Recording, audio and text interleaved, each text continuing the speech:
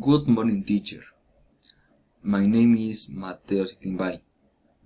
Today I'm going to present migration in Ecuador. Objective: learn about the problems, economics and social of Ecuador. What is migration? It is the displacement of a person or a group of people from the place where they live to another. That is to say, broadly speaking, a change of reasoning. And we to the key terms and concepts of migration. Instruments regulating migration on the international, regional and national levels.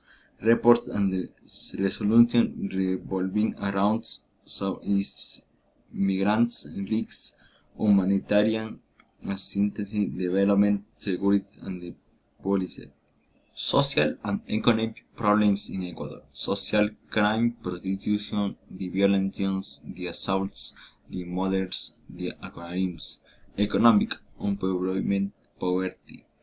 Thanks to the boom in oil prices with wind, and Ecuador experienced a period of growth and poverty reduction.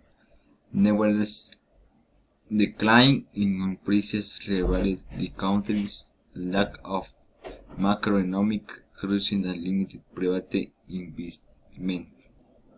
Migration in Ecuador. For these social and economic problems in the Ecuador is that the poor start to go to other countries to search better opportunities of work for their families and feel more secure.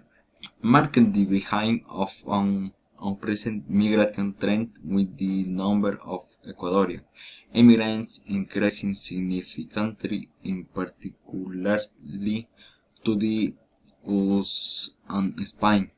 It has been called that between 1.4 and 1.6 million people left the country between.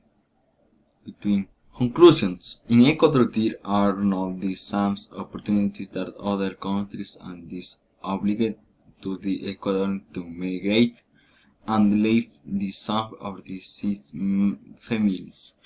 Is the economic, the families, the small, the families north is